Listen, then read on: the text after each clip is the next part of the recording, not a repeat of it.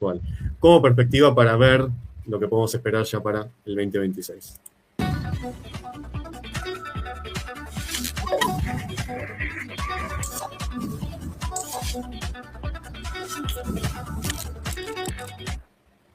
Bienvenidos, queridos amigos. Bueno, ya estamos conectados totalmente en vivo, tanto para el canal YouTube de Daniel Stulin como para su canal en X, en Twitter. Así que, bueno, gracias por acompañarnos.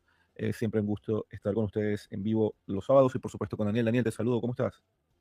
Muy bien, Antonio. Excelente, extraordinario. Te quiero felicitar por la entrevista que hiciste a Jalife. Muy buena entrevista. Es un tipo complicado, muy difícil de encontrarle muchas veces. Así que para ti es un halago y excelente. Has hecho un muy buen trabajo. Hombre, gracias. Y por el resto todo bien, excelente. Aquí un día soleado, hoy toca playa. Los que viven en Canadá, por ahí en estos lugares fríos, nos están odiando. Pero bueno, mira, es la ventaja de vivir en el paraíso. Así es. Bueno, Daniel, fíjate, vamos a hablar de, bueno, he pensado en 4 temas bien interesantes, pero bueno, yo envidio a los que están pasando por frío. El principal viene de alguna manera en relación con este video que te voy a colocar. No voy a ponerlo todo, solo una parte, un regalo de Navidad pues que nos da el Banco Central Europeo, bueno, específicamente Christine Lagarde, donde habla pues de que van sin pausa, sin prisa y sin pausa en el proceso que para ella es indetenible de su CBDC y de todo este tema pues de la guerra contra la gente usando el dinero. Veamos lo que dice esta mujer acá. Son tiempos difíciles. Los otros 2 grandes proyectos en los que hemos trabajado y seguiremos trabajando en el 26 son, en primer lugar, el euro digital. Hemos completado el ciclo de preparación. El Consejo de Gobierno ha dado luz verde para pasar al siguiente ciclo y ahora estamos esperando que... Dijo Christine Lagarde, que tiene causas en Francia por mega corrupción y que debería estar tras las rejas durante lo que le debe quedar de vida. La tipa todavía está metida haciendo lobby dentro de las organizaciones europeas, llevando todas estas agendas nefastas de control poblacional, viste, a partir de traquearle cuáles son los gastos de la tarjeta o de las cuentas bancarias. No, la verdad que esta gente es nefasta. El Parlamento Europeo presente la legislación final que dará el visto bueno para la fase piloto y luego el lanzamiento. El otro proyecto, que no es ajeno, más tradicional, pero aún así muy eficiente y necesario, es el billete. Estamos renovando nuestros billetes. El proceso está muy avanzado y tendremos un nuevo diseño, posiblemente nuevas caras, y también esperamos eso con entusiasmo. Así que todos ustedes deben saber que el Banco Central Europeo se mantiene firme, complacido de haber alcanzado su objetivo de estabilidad de precios y decidido a asegurarse de que esto siga siendo así y de que seamos útiles para nuestros compatriotas europeos. Bueno, Daniel, fíjate, dice, ella en el mensaje dice varias cosas. Primero dice que ya triunfaron contra la inflación, que han sido extraordinariamente efectivos. Después dice, mete el tema de la CBDC, de su moneda digital, y después como para calmar a la gente dice, no, pero también el billete, ya estamos haciendo nuevos billetes con nuevas caritas y nuevas imágenes y tal, ¿no? Me gustaría, bueno, tu opinión sobre esto, por supuesto. Dicen que están trabajando y que nadie los detendrá pues en ese objetivo. Y por su parte, bueno, en este lado del mundo, se habla cada vez más de los stablecoins, que es una forma pues, de financiarse, de tomar el dinero de los individuos y financiar al Estado.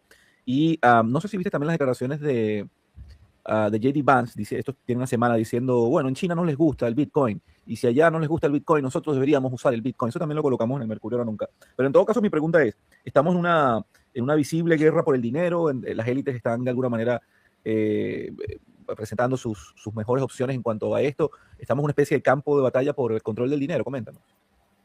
Pues la batalla en torno a estas monedas digitales de los bancos centrales, los CBDCs, no es una discusión técnica ni un debate monetario clásico.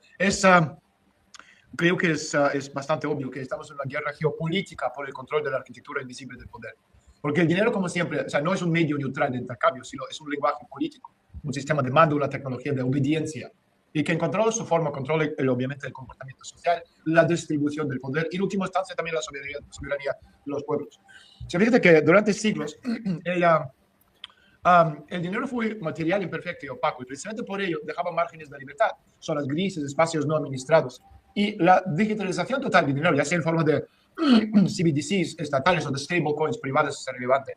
Busca eliminar esos márgenes y obviamente no para mejorar la eficiencia, sino para cerrar el sistema. Por eso cuando tú decías al principio un regalo de Navidad, obviamente lo estabas diciendo con boca pequeña. Sí. Pero lo que sí que es cierto es un momento histórico y la pregunta muchas veces es ¿por qué ahora? O sea, que esta confrontación de alguna forma está y ahora no es nada casual, porque coincide con con 3 procesos simultáneos. Uno, el agotamiento del orden financiero de posguerra basado en Bretton Woods, el dólar en intermediación bancaria clásica, punto número 2, la crisis fiscal y legitimidad de los estados, o sea, incapaces de sostener sus sistemas de bienestar sin aumentar el control. Y punto número 3, la maduración tecnológica, que hoy en día permite una vigilancia financiera en tiempo real, programación de dinero, análisis masivo de datos, tanto en Estados Unidos como en Europa, como en Chile, como en Rusia, como a nivel mundial. Entonces, en este contexto, las CBDCs aparecen como esta respuesta racional, digamos, de los estados al caos. Inflación, evasión fiscal, economía sumergida, criptomonedas, pérdida de control monetario. Pero detrás de este discurso se oculta una ambición muchísimo mayor. Convertir el dinero en una herramienta casi del gobierno directo. Y tampoco es una casualidad que, según el Atlantic Council, más de 130 países están desarrollando CBDC, algo que tú y yo hemos comentado a lo largo de los últimos 2 o 3 años. O sea, no se trata de innovación, se trata de no quedarse fuera del nuevo sistema de mando. Esto es por un lado. Podemos hablar también de Europa y hablando del retorno de este dinero disciplinario. El modelo europeo de los CBDCs, el euro digital, responde a una lógica histórica concreta. O sea, Europa nunca fue una potencia monetaria soberana en el sentido pleno. Fue un espacio, digamos, de imperios administrativos y su ADN es tecnocrático. Y el dinero en este marco no es libertad, es sino orden. Entonces, el discurso oficial, da igual si estamos hablando de Lagarde o de cualquier otro alto mando dentro del sistema europeo, habla de esta autonomía estratégica, soberanía europea, reducción de dependencia del dólar, pero en la práctica el euro digital propone 1, centralización absoluta en el Banco Central. 2, trazabilidad total de transacciones. 3, capacidad de programación de gasto. Y 4, integración de dinero, sobre todo con sus políticas climáticas, fiscales y sociales. Es decir, dinero condicional. O sea, no posees dinero, se te permite usarlo dentro de parámetros definidos. Entonces, en ese sentido, la libertad económica se redefine como cumplimiento normativo. Y este modelo no es accidental, o sea, encaja perfectamente con la tradición europea de ingeniería social por vía administrativa. O sea, el ciudadano europeo no es un actor soberano, sino un sujeto regulado. Y la CBDC es una combinación lógica de este paradigma. O podemos hablar también de Estados Unidos, donde ya estamos hablando de privatización total de control. En ese sentido, la posición estadounidense es mucho más compleja y por ello mucho más engañosa. O sea, cuando Donald Trump, por ejemplo, que habla en contra de los CBDCs, bloquea los CBDCs, él las define como una amenaza a la libertad. La gente está diciendo, sí, Trump es nuestro presidente. Él no está defendiendo el dinero libre ni tampoco la libertad. Está defendiendo la hegemonía del dólar sin ceder el control al Estado federal. Claro, es una guerra geofinanciera. Exactamente, sí. A ver, Trump obviamente lo que va a defender es lo que le pueda llegar a quedar de posibilidad de permanencia de la hegemonía del dólar en todos los lugares que pueda. Por supuesto que eso de alguna manera sirve para contrarrestar todos estos intentos de los burócratas europeos de avanzar con este tipo de digitalización total y bancarización forzada, que dicho sea de paso, la bancarización forzada es auténtico comunismo, para los que muchas veces creyeron que el problema es la supuesta nueva cortina de hierro. Recordemos que, como decía alguien que yo admiro, cuando se cayó el muro, no se terminó el comunismo, simplemente se cayó el muro, después vinieron para este lado. Acá dice Branca Leone, ¿qué tal Branca Leone? Hola, buena, ¿ya hablaron del plan de Estados Unidos para sacar países de la Unión Europea? No, mira, si había un plan al respecto no tenía ni idea, pero agradezco si me quieres facilitar algún link o algo que tengas por ahí disponible. Escribime a mi Instagram o alguna de mis redes y pasame. Entonces, en ese sentido, la aprobación de anti-CBDC, lo que en Estados Unidos es un Surveillance State Act, ¿okay? Y sobre todo de Genius Act, marca un giro estratégico, que la gente no se deja engañar, no es a favor del pueblo. Estados Unidos renuncia al control directo del dinero digital, pero externaliza ese control al sector privado. Y por eso le eligieron a Donald Trump en el segundo mandato. Y detrás de Donald Trump está obviamente Silicon Valley. Y los stablecoins en dólares cumplen una función geopolítica clave. Mantienen la demanda global de dólares. 2, extienden el dólar a la economía digital sin responsabilidad estatal directa. Lo hemos comentado hace unas semanas atrás. Y permiten vigilancia y censura a través de emisiones privadas, análisis de blockchain, etcétera, etcétera. O sea, es una forma de poder típicamente estadounidense, menos visible, mucho más distribuida, jurídicamente difusa, pero igual de efectiva. O sea, el control no desaparece, simplemente se fragmenta. Y lo fragmentado es más difícil de atacar políticamente. Claro. Ahora, tú comentaste en la introducción el tema de CBDCs y los stablecoins. O sea, para mí, es un falso dilema, porque el debate público presenta la elección como si fuera entre dos modelos opuestos. En realidad es un falso dilema. O sea, ambos sistemas comparten rasgos esenciales. Uno, eliminación progresiva de efectivo, que es lo fundamental. Claro. Transparencia estructural de las transacciones. O sea, ya es imposible ser invisible. Integración del dinero con sistemas de identidad digital. Y de ahí viene la parte de ID digital. Lo que hemos comentado hace varias semanas y un audio de inteligencia conceptual de forma exhaustiva explicando por qué hay que hacer todo lo posible para luchar en contra de ID digital. Y por último, capacidad de censura financiera. O sea, la diferencia es quién ejerce el control. En las CBDCs es el Banco Central de forma directa y explícita. Y los stablecoins son corporaciones privadas, reguladas, coordinadas con el Estado. Y ahí viene toda la parte que las redes sociales, etcétera, etcétera, te pueden, o sea, cortar acceso a las redes sociales y obviamente también cortarte el acceso al dinero. Entonces, desde el punto de vista del ciudadano, el resultado es similar. Pérdida de soberanía monetaria. Y la libertad se convierte en una interfaz. Y también, obviamente, estamos hablando del dinero como un arma política, porque lo verdaderamente nuevo no es la digitalización, sino la programabilidad del dinero. Porque por primera vez en la historia de la humanidad, el dinero puede caducar como queso o mayonesa que tú compras en el supermercado. Ser restringido a ciertos usos, como gente como tú y yo, que hablamos de cosas que, bueno, la élite no quisiera que salieran a la luz. Ser bloqueados sin proceso judicial. Adaptarse dinámicamente al comportamiento del usuario. O sea, eso transforma el dinero en un instrumento de disciplina social. Ya no castigan al individuo con la ley, lo castigan con el acceso. No le prohíbes existir, lo imposibilitas operar. Entonces, en ese sentido, el dinero digital es la culminación del poder moderno, un poder que no reprime, porque una cosa pistola a la cabeza, sino que administra posibilidades, que es invisible y mucho más difuso. Entonces, el efecto, ¿cuál es el efecto? El efecto es el efectivo se convierte en enemigo común. Y por eso tanto en Europa como en Estados Unidos, y también en China, también en Rusia. Un poder difuso, mucho más distribuido, que administra posibilidades en lugar de burdamente reprimir. Casi que lo podía haber dicho Michel Foucault eso. Rusia y también en los demás países, convergen en un punto, la destrucción del efectivo. No porque sea ineficiente, sino porque es ingobernable. El efectivo no deja rastro, no requiere permiso, no puede ser programado. Y mientras existe efectivo, existirá un espacio fuera del sistema. Y ese espacio es absolutamente intolerable para cualquier arquitectura de control total. O sea, el discurso contra el efectivo, terrorismo, crimen, evasión, es el mismo en todas partes. Lo que cambia es el pretexto, no el objetivo. Pues, ¿cuál es la conclusión a todo eso? Que la guerra entre CBDC europeo, stablecoins estadounidenses, no es una lucha entre libertad por un lado y autoritarismo por el otro, sino entre dos modelos de dominación total del ser humano. Uno centralizado, otro burocrático. Otro privatizado y corporativo. Y ambos son incompatibles con la idea clásica de la libertad económica. O sea, el dinero deja de ser un medio y se convierte en un sistema operativo del poder. Y cuando el dinero se convierte en código, la política se vuelve ingeniería.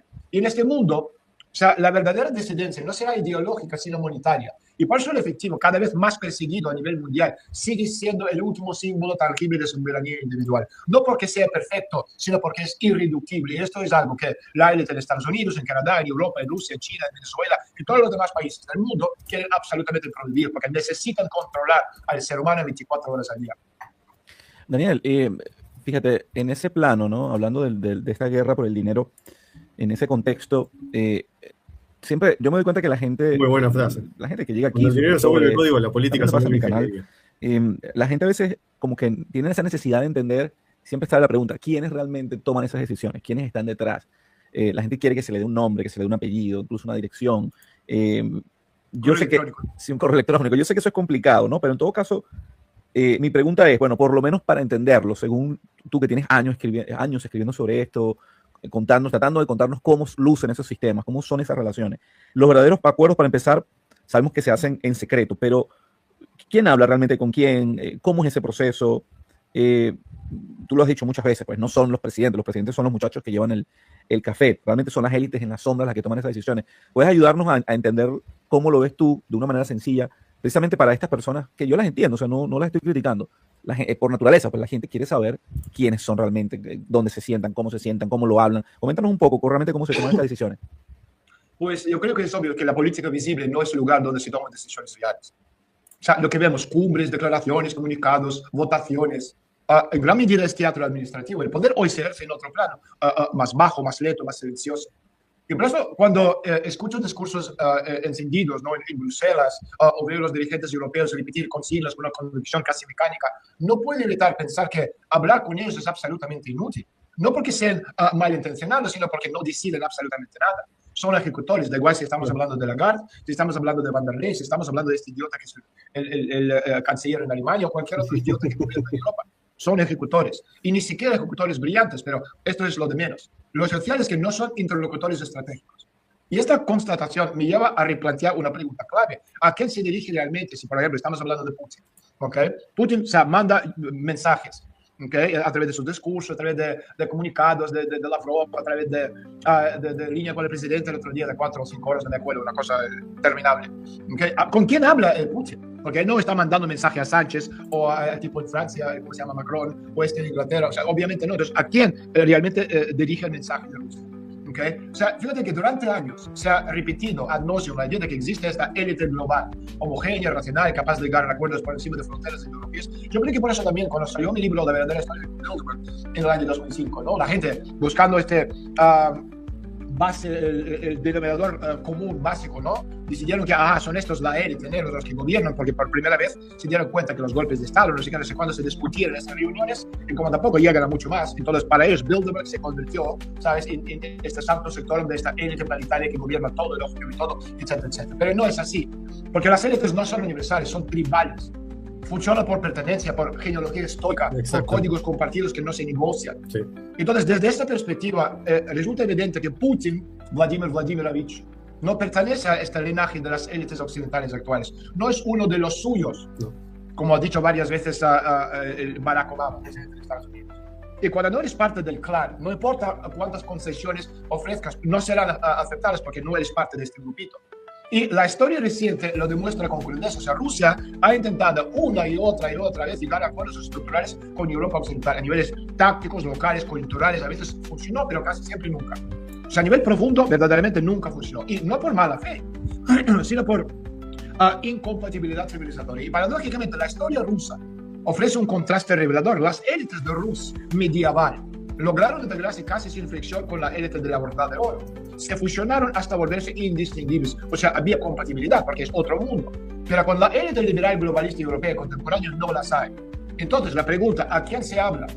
Si no se puede hablar con Bruselas, con Banco Central Europeo, con Banco Mundial, con Fondo Monetario, con los verdaderos centros de poder que operan detrás de las instituciones europeas, la lógica obliga a buscar otros destinatarios. Y aquí aparece una distinción fundamental, que muchos prefieren ignorar. Y Europa no es homogénea.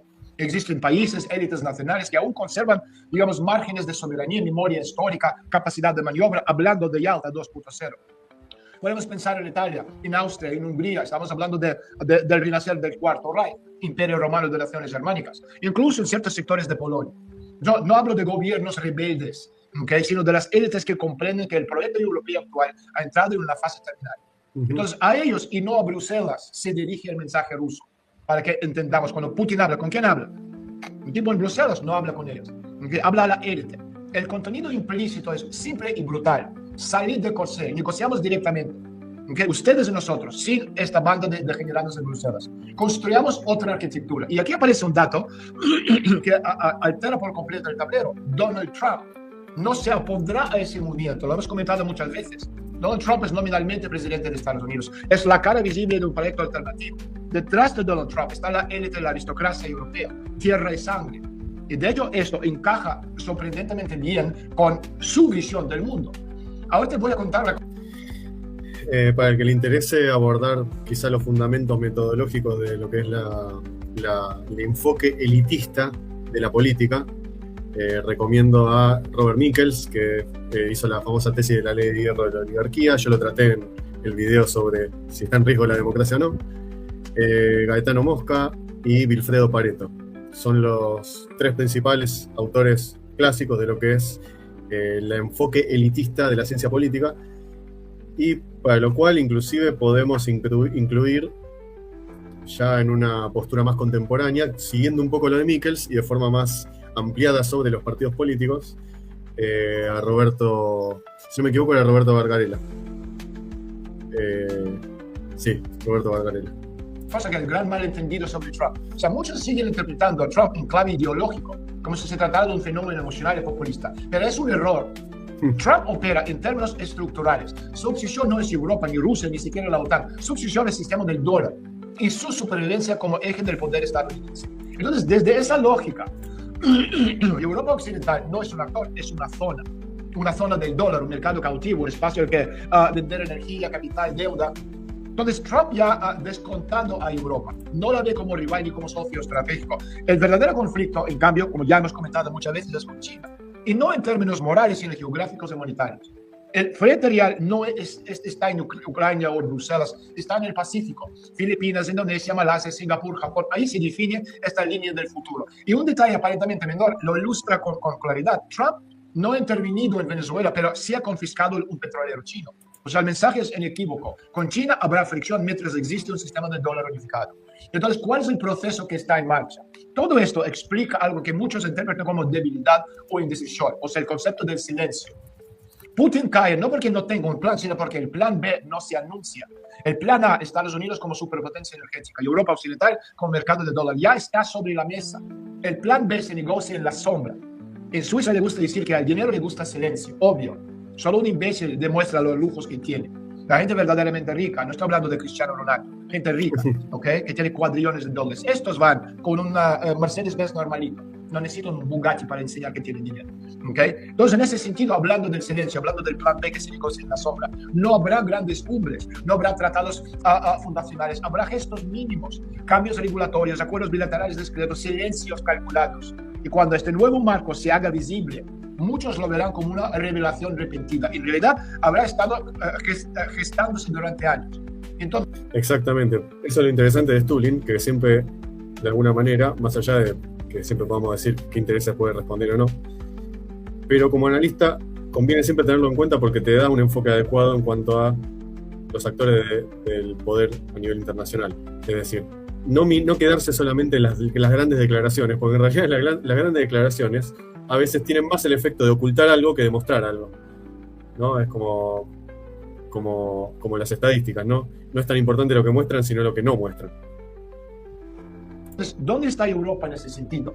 La conclusión a la que yo llego, o sea, no es agradable, pero es difícil de evitar. Y Europa Occidental, dejado de ser un sujeto geopolítico, lo he explicado en mi libro Trastienda de Trump, que salió el año 2017. O sea, Europa se ha convertido en un territorio administrado dentro de una arquitectura mayor. Su lenguaje sigue siendo político, su función económica. En cambio, ciertos países en Europa Central, sobre todo, podrían ocupar una posición distinta. Neutralidad política, energía rusa en condiciones preferentes, ausencia de grandes bloques militares, no un nuevo pacto de Varsovia, ni un nuevo OTAN ampliado, neutralidad funcional, no ideología, no ética, solo supervivencia. Porque vivimos un momento histórico peculiar, o sea, el mundo se está Claro, de alguna manera o sea, el término de supervivencia, la neutralidad estratégica o el alejamiento del bloque europeo, podemos decir quizá la postura de, no sé, alternativa para Alemania si fuera en gobierno.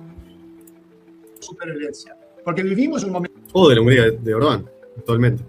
Histórico peculiar, o sea, el mundo se está reordenando sin proclamas. Las grandes transformaciones ya no se anuncian, se ejecutan en silencio. Y la geopolítica se ha vuelto discreta porque el exceso de ruido es una vulnerabilidad. Entonces, para terminar, o sea, Europa cree que aún juega, ya no juega nada. Estados Unidos juega contra China, Rusia busca salidas estructurales y entre todos este tablero se recompone mientras la mayoría sigue mirando la superficie. O sea, yo no estoy diciendo que este escenario sea inevitable, pero sí estoy absolutamente convencido de algo. Cuando el nuevo orden se haga visible, muchos se darán cuenta enseguida que ya estaba dentro de él desde hace muchísimo tiempo. Y este es el punto muy importante de tener en cuenta, que las reglas del juego están cambiando, la forma de hacer negocios están cambiando. Y sobre todo a nivel filosófico, el mundo se reorganiza a nivel alrededor de lo que podríamos fácilmente llamar Yalta 2.0. Daniel, y ese Yalta 2.0, como lo comentas, bueno, tú dices, no será rimbombante, no será como en el pasado, pues una reunión con la foto.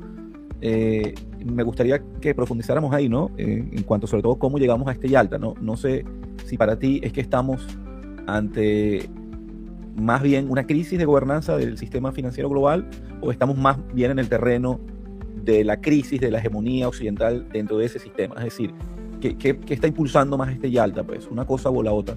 La crisis de gobernanza de este sistema financiero global que ellos mismos, digamos, planificaron, o ante una crisis de esa hegemonía occidental dentro de ese sistema. Coméntanos. Lo que estamos presenciando no es una crisis más del sistema internacional, sino el agotamiento estructural del orden que nació a finales de la Segunda Guerra Mundial en 1945. O sea, el modelo de Bretton Woods, algo que tú ya hemos comentado muchísimo a lo largo de los últimos 5 o 6 años, construido sobre el dólar estadounidense, la intermediación bancaria, la ilusión de un mercado global autorregulado, está muriendo, está ya en su lecho de muerte. No lentamente, sino por colapso interno, porque hemos llegado al límite de esta expansión sin límite, porque el planeta Tierra es un espacio globo terráqueo limitado en el espacio, entonces tú solo puedes crecer hasta que llegues al fin del mundo. Entonces, la clave es comprender quién sostenía realmente este sistema. O sea, no eran los estados, ni las democracias, ni siquiera los ejércitos, eran la élite financiera transnacional, lo que en la reunión de Bilderberg de 1968 hablaron de empresas mundiales, SA, poderes fácticos, económicos, financieros, con más poder que cualquier gobierno en la Tierra. O sea, el núcleo supranacional de este proyecto globalista occidental. Durante décadas, esa élite utilizó la banca, la deuda, el comercio internacional como instrumentos de control. Hoy, este mecanismo ya no funciona más. O sea, los banqueros han perdido la capacidad de coordinar, de disciplinar, de estabilizar el sistema y todo empieza a deshacerse. Y este es el punto de partida de lo que podríamos llamar Yalta 2.0. Entonces, hay varios puntos. O sea, punto número 1, el error de seguir pensando en el concepto de globalismo por un lado y nacionalismo por el otro. O sea, lo que muchos dividen en dos, bueno, malo, blanco, negro, el globalismo, el nacionalismo. Uno de los grandes malentendidos actuales es creer que la transformación en curso es una simple reacción ideológica contra el globalismo, y no es así.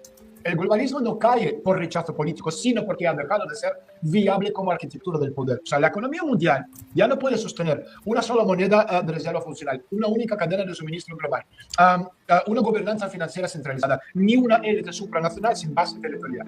Entonces, el mundo regresa, no por nostalgia, sino por necesidad, a una estructura de grandes espacios. Civilizaciones, zonas monetarias, bloques energéticos, tecnologías relativamente autónomas. Eso es Yalta 2.0. No un acuerdo moral, sino una...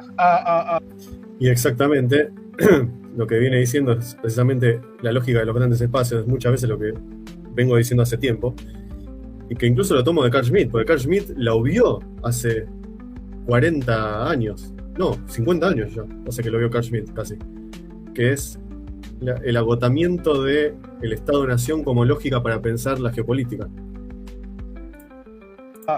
Partición funcional del mundo. Otra cosa, Trump no improvisa, ejecuta un cambio de paradigma. Mucha gente va a decir, este tipo es criptotrampista y tal. Yo no soy criptotrampista, yo soy ruso. Yo miro a Trump como un científico mira algo bajo microscopio, lo estoy analizando. O sea, durante años se dijo que Donald Trump fantaseaba con ideas geopolíticas sin coherencia. Hoy esa crítica ya no se sostiene. O sea, desde septiembre de este año, este margen de fantasía ha desaparecido porque Estados Unidos ha adoptado una línea estratégica muy, muy clara: convertirse en superpotencia energética. Eso es el punto decisivo. Estados Unidos ha dejado de intentar sostener, digamos, el mundo entero mediante finanzas, mediante deuda, y ha vuelto a una lógica material. Energía, recursos, control de flujos físicos, zonas monetarias propias, y todo lo que ha sucedido desde entonces, o sea, doctrina de seguridad nacional que salió hace unas semanas, política exterior, reordenamiento de alianzas, responde a esa decisión. O sea, este tren estratégico que antes se movía sin rumbo ha sido puesto sobre rieles. Y de ahí viene el concepto de Trump de lo que se llama C5, ¿no? El mundo ya no será horizontal.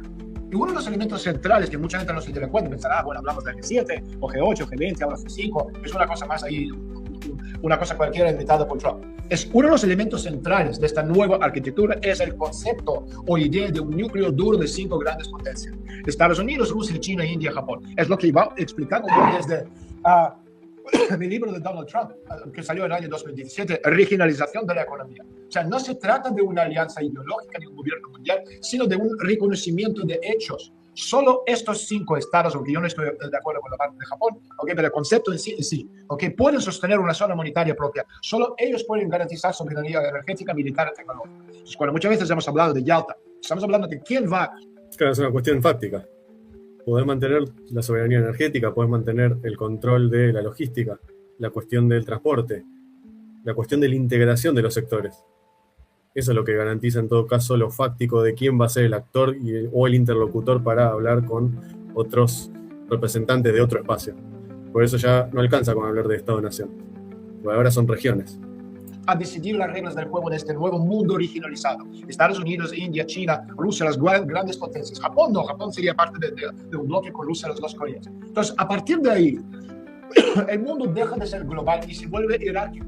sea, cada una de estas potencias organizará su propia zona monetaria, sus socios menores, sus periferias leales, y la neutralidad absoluta desaparece. Todos los países deberán definirse. ¿Con quién estás?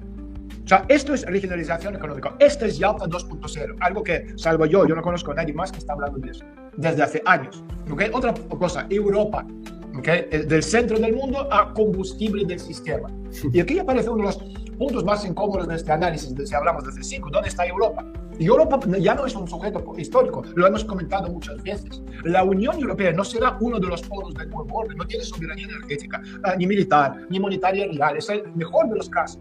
Será un territorio funcional dentro de la zona del dólar. Y por eso la idea de una zona neutral europea, Italia, Austria, Hungría, Polonia, posiblemente Chequia o Eslovaquia, no es una fantasía romántica, No. ¿okay? Como estaban comentando Trump, es una salida técnica para países que no quieren simplemente ser absorbidos. Esto traducir al lenguaje de Daniel Stulli, ¿okay? Hace mucho tiempo ya estoy explicando que Europa como comunidad europea se rompe en 3 Europas. Tú vas a tener Europa de primera velocidad, que obviamente a nivel conceptual es Vaticano, ideológico la tierra de sangre, la vieja aristocracia europea. Vas a tener norte de Italia, vas a tener Bavaria, Alemania Oriental, República Checa, Eslovaquia, Austria, Polonia, posiblemente Eslovaquia, etc. Y quizás también alguna parte de ex países de vieja Yugoslavia. Pero en ese sentido estamos hablando del renacer del Cuarto Reich.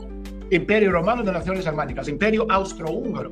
Y por eso otra vez hablando de Orbán, ¿por qué este gordo, chancho, jabalí, okay, ahí está todo el día y no le pasa absolutamente nada? Porque él está por encima de Orbán. Tenemos a Vaticano desde la óptica conceptual.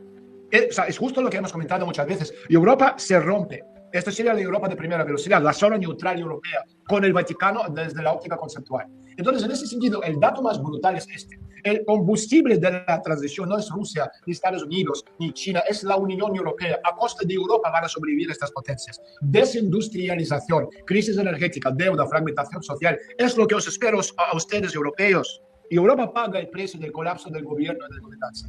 Entonces, 4 estados soberanos, el resto, sistemas dependientes. Entonces, en este nuevo mundo, lo que olvidamos de Japón, porque esto no es un país, no puede convertirse en un país independiente, habrá 4 estados con soberanía máxima. Estados Unidos, Rusia, China, India. Y cada uno va a construir su moneda, su sistema financiero, su ecosistema tecnológico y sobre todo su narrativa civilizatoria. El resto de los países deberían alinearse explícita o implícitamente. Esto ya lo de menos. O sea, porque la lealtad ya no será una cuestión moral, sino condición de supervivencia. ¿Okay? Entonces, ¿cuál es el problema decisivo? Las élites. Y aquí emerge el factor más peligroso de todo. Las élites existentes no están preparadas para este mundo. En muchos países, la élite militar, por ejemplo, se ha debilitado, la élite económica ha desaparecido, la élite política están colonizadas por redes anglo-estadounidenses y no existe una clase dirigente capaz de pensar en términos de zonas monetarias y soberanía real. Entonces, construir una nueva arquitectura no es solo cuestión de ideas, es una cuestión de personas. Incluso cuando el concepto está claro, falta cuadros, falta cultura estratégica, falta tiempo histórico. Entonces, en ese sentido, el concepto de Yalta 2.0 no será como Yalta 1.0, donde se sentaron los 3 ganadores de la Segunda Guerra Mundial para redefinir las reglas del juego y zonas de influencia del mundo. Acá tenemos Fede, dice, parece un polo alineado a la política de Bush, la descripción de Estados Unidos en este Yalta 2.0. Bueno, curiosamente, ¿no? Bush se llevaba muy bien con Putin en su momento, recordemos. Pasa que igual, vos te referís a Bush padre, a George Bush, que tenía un poco más de cabeza. Ya hablar de que George W., el hijo, tenía una política pensada y delineada, ya me cuesta un poco más pensar, imaginármelo. Una posible guerra mundial. Ya Yalta 2.0 no se firmará, se impondrá. Y vuelvo a repetir, a diferencia de primera conferencia de Yalta, Yalta 2.0 no habrá ni fotos, ni declaraciones, ni documentos fundacionales. Será un proceso silencioso, técnico, fragmentado. Y cuando este nuevo orden sea evidente, ya estará funcionando desde hace bastante tiempo. En este sentido, ya para terminar, el globalismo no está siendo derrotado, está siendo reemplazado. No por ideología, sino por imposibilidad estructural. Entonces, estamos entrando en una nueva era de bloques, monedas, energía, soberanía dura, civilizaciones, y quien no lo entiende a tiempo quedará atrapado en estas instituciones vacías, defendiendo un mundo que ya no existe más. Esto es Yalta 2.0, no un acuerdo para repartir el mundo, sino un reconocimiento de que el mundo ya se ha dividido y necesitamos un nuevo concepto ideológico, conceptual, para sobrevivir en este nuevo mundo. Y por eso cuando nos reunimos en Madrid, hace un poco más de un mes para hablar de Yalta 2.0. De ahí salieron muchísimos conceptos muy, muy interesantes. Vamos a volver a hacer Yalta 2.0, esta vez en México, 13, 14 y 15 de marzo. A propósito, ya lo vamos a anunciar a partir de la semana que viene. Esto es fundamental para entender el papel de cada uno de nosotros, de los países, territorios, dentro de este nuevo reparto mundial. Algo que Europa no entiende, no ha entendido y no va a entender nunca, porque sigue pensando que son un jugador. No son un jugador. Europa es comida del resto de los procesos o potencias globales. Bueno, ahí teníamos contundente lo que es el análisis de Stulin sobre lo que es el nuevo reparto del mundo, que más que reparto en realidad, como bien dice, es un reconocimiento de lo que es la condición del mundo ya fragmentado, de este proyecto globalista que ha caído, ha fallado en su intento por querer contener desde una gobernanza a todos los países posibles del mundo, y en realidad precisamente se ha evidenciado lo que muchas veces se habla desde la geopolítica o incluso desde las relaciones internacionales, de que el mundo es esencialmente anárquico, que eso precisamente para la mente de un conspiracionista es mucho más fácil y mucho más confortable decir que el mundo lo maneja uno. Pero en realidad los proyectos de élite son totalmente disímiles y muchas veces, a pesar de que puedan estar de acuerdo en alguna que otra cosa, en realidad se van a pelear siempre. Y siempre van a terminar teniendo aspiraciones distintas porque las dinámicas sociales de los países son distintas, las respuestas son distintas y a veces el anclaje al que las élites tienen que hacer en cada territorio o en cada región que ocupan va a terminar con consecuencias distintas, por lo cual se tienen que hacer cargo de una porción diferente o de una gobernanza distinta. Entonces, eso también es para tener en cuenta, que en un mundo que se regionaliza, los centros, ya no se puede hablar del cuál es el centro del mundo, porque cada centro va a estar dado por la región en la cual ocurra el hecho, o que ocurra la disputa política. Europa, como dice Stulin, va a estar fragmentada y a la espera de ver cuáles son los territorios de disputa para los distintos centros de influencia.